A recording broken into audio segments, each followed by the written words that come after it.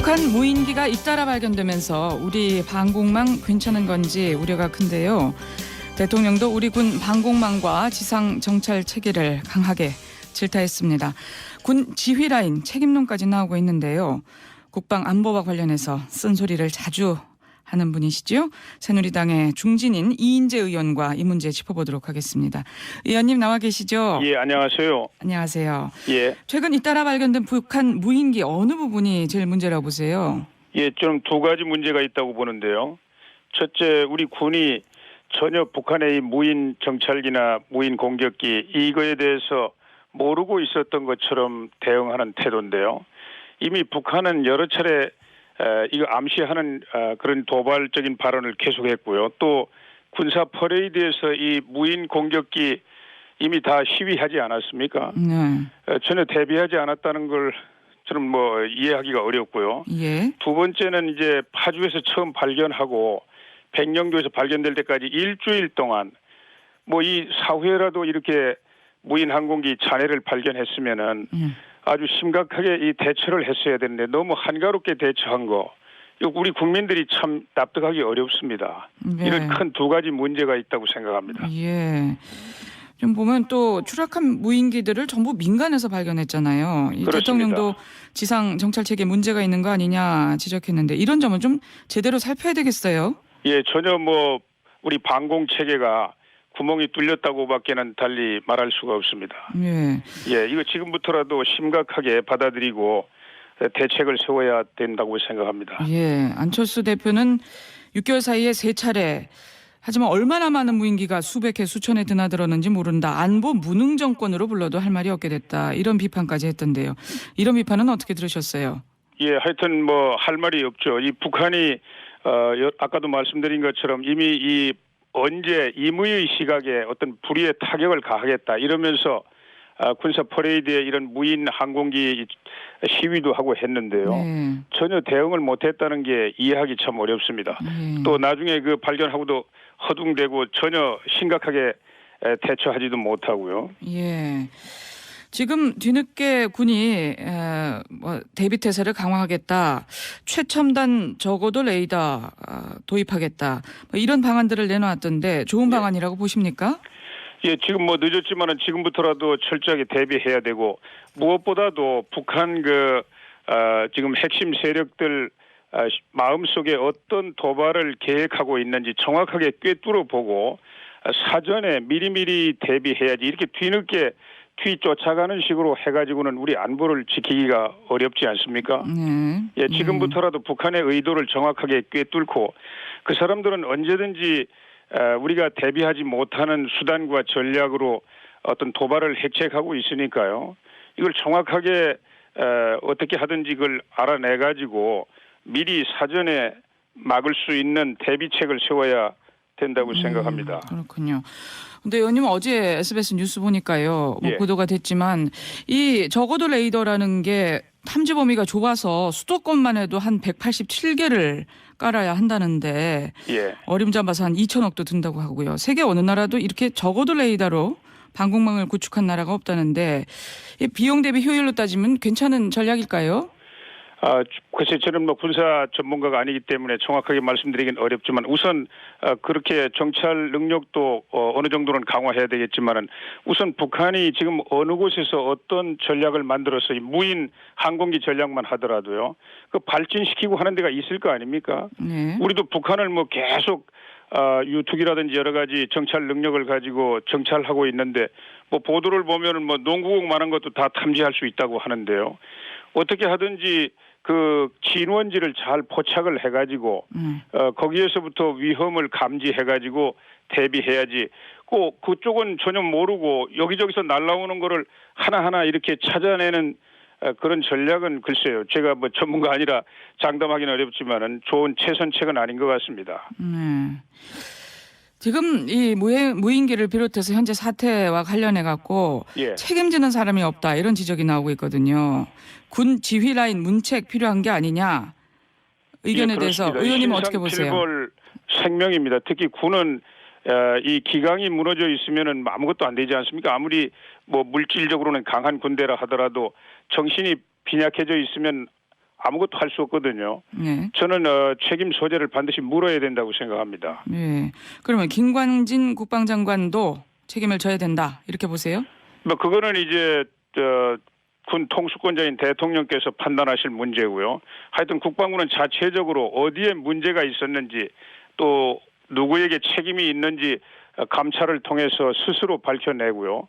뭐 장관이 또 자기 책임질 일이 있다면 스스로 진퇴를 결정해야 되지 않나 이렇게 생각합니다. 예. 그러면 의원님께서는 만약 장관이시라면 책임을 져야 한다고 보세요? 글쎄 제가 뭐 가정해가지고 말씀드리기는 어렵고요. 저는 뭐 제 스스로가 책임이 있다고 하면 책임을 져야 된다고 생각합니다. 네. 자, 지금 새누리당 이인재 의원 만나고 있는데요. 자, 예. 의원님, 그 정치권 현안에 대해서도 좀 여쭤보도록 예. 하겠습니다. 지금 그 안철수 공동대표가 기초공천 문제로 대통령에게 만나자고 했고 어제 대통령은 거절했는데요. 예. 이건 뭐 적절한 대응이라고 보십니까? 아주 적절하지 못한 대응입니다. 제가 말씀드리죠. 이 국회에서는 여야가 머리를 맞대고 협상을 해서 문제를 풀지 않습니까? 네. 이 기초공천 문제 가지고 이 공직선거법 개정하기 위해서 정개특위에서 몇 달 동안 여야가 머리를 맞대고 토론을 했습니다. 네. 그런데 지금 자기들 뜻대로 안 된다고 해서 대통령을 끌어들이려고 하는 것은 그건 평소에 야당이 국회에서 여야 간에 하는 일에 대통령이 개입하는 걸 절대로 반대하지 않았습니까? 그런데 스스로 그 금도를 깨고 있는 거예요. 이것은 대통령 면담을 요청한다든지 대통령의 어떤 결심을 받아가지고 자기들 목적을 달성하려고 하는 아주 잘못된 행태입니다. 예. 그러니까 야당이 잘못하고 있다. 예. 근데 또 약속을 어긴 쪽은 여당 쪽이 아닙니까? 예, 그렇습니다. 예. 여당이 국민에게 공약을 했죠. 그래서 이것을 지키지 못해가지고 결국 죄송하다고 하는 그 사과를 원내 대표가 국회 당 대표 연설에서 이제 표명을 했고요. 그런데 이 지키지 못한 이유 전에도 제가 말씀드렸는데 지금 이제 정개특위에서 여당이 추천한 4명의 전문가, 야당이 추천한 4명의 전문가가 나와가지고 법으로 지방선거에서 정당이 공천을 못하도록 막는 것은 헌법 위반이라는 것입니다. 그래서 이것은 이제 국회가 입법권의 한계를 벗어나는 것이고요. 그래서 공약이 처음부터 잘못된 것이고요. 또 기초 공천 문제를 가지고 국민들께서 거부감을 갖고 계시는 것은 이 하향식 공천, 뭐 국회의원이나 지구당 위원장이 자기들 마음대로 한다든지 또 거기 부정부패가 개입한다든지 이런 거를 이제 나쁘게 생각해서 그렇게 하신 거기 때문에 그런 것을 상향식 민주적 공천을 통해서 해결을 하고 정도로 나가는 게 좋겠다. 우리 당은 이제 그런 입장을 가지고 이렇게 결론을 낸 것이고요. 저는 뭐 야당도 원래는 비슷한 생각을 갖고 있다고 생각합니다. 네. 지금 말씀하셨지만 공약이 처음부터 잘못됐다고 하셨잖아요. 근데 그렇습니다. 지난번 대선 때 가장 강력하게 기초공천 폐지 주장한 분이 또 바로 박근혜 대통령이었고, 예, 문재인 의원은 기초의원 공천하지 말자 이러니까 박 대통령께서 한 발 더 나가서 기초의원에다가 기초단체장까지 공천하지 말자 이러시지 않았습니까? 그래서 그러니까. 예, 대통령이 사과해야 한다 뭐 이런 의견도 있는 걸로 알고 있는데요. 뭐 이제 그건 당에서 국민들에게 공약을 한 것이고요. 그 당시 뭐 당과 대통령 후보는 뭐 일체였으니까 대통령께서도 굉장히 아마 유감스러운 생각을 갖고 계실 겁니다. 하여튼 최경환 원내대표께서 당 대표 연설에서 공식으로 사죄를 드렸고요.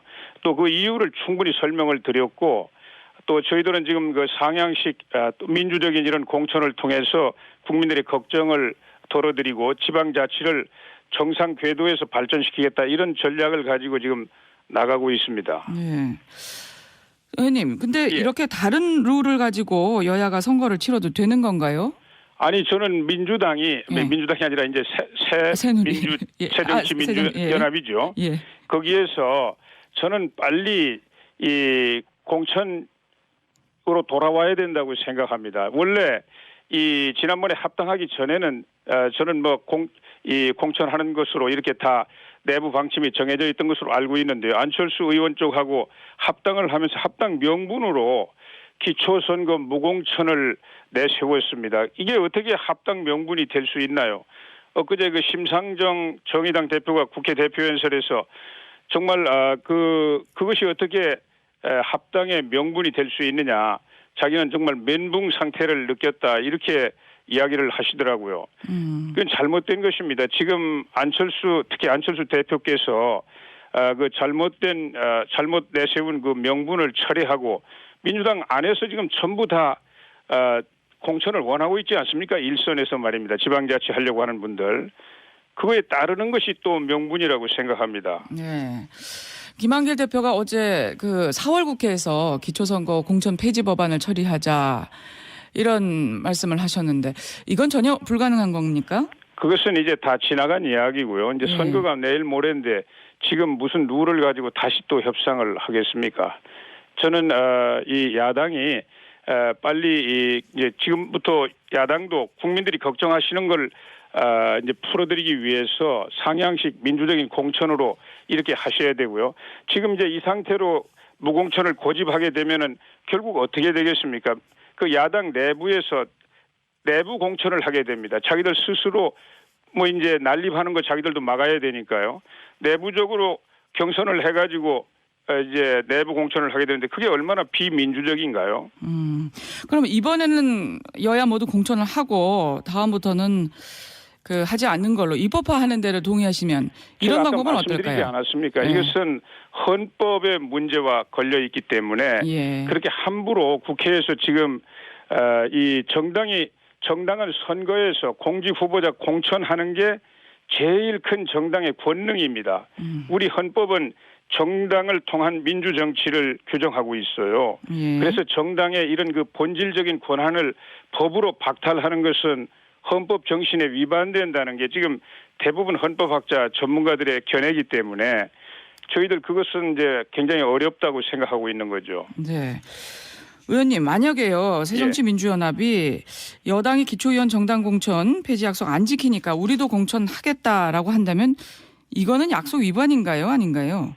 뭐 그거는 이제 자기들 뭐 우리 지금까지 뭐 여당에 전부 다 이 정치 공세를 하지 않았습니까? 여당이 이제 공약을 깨뜨렸다고. 그러니까 자기들 원래 그런 전략으로 나왔던 거예요. 전에 그 정개특위 이 협상할 때에도 자기들 내심으로는 다 공천을 하기를 원했습니다. 그런데 이제 여당이 책임 있는 여당이 헌법 위반 문제 이런 걸 깨뜨리고 그냥 그대로 입법을 하기가 어려우니까 약속을 안 지켰다는 정치적 부담을 여당에 또 넘기고 자기들은 이제 공천으로 간다 이렇게 돼 있었던 건데 지금 이제 안철수 대표 쪽하고 이렇게 합당을 하면서 안 대표가 그걸 강력히 요구를 하니까 합당을 위해서 그걸 명분으로 내세운 거 아닙니까? 그래서 사태가 이렇게 복잡하게 꼬였다고 생각합니다. 그러면 지금 공천하겠다 하면 약속 위반이다, 아니다. 어떤 뭐 답이겠습니까? 저희들은 간단하게. 약속 위반했다고 비난할 그런 생각이 전혀 없습니다. 여당에서는. 그렇군요.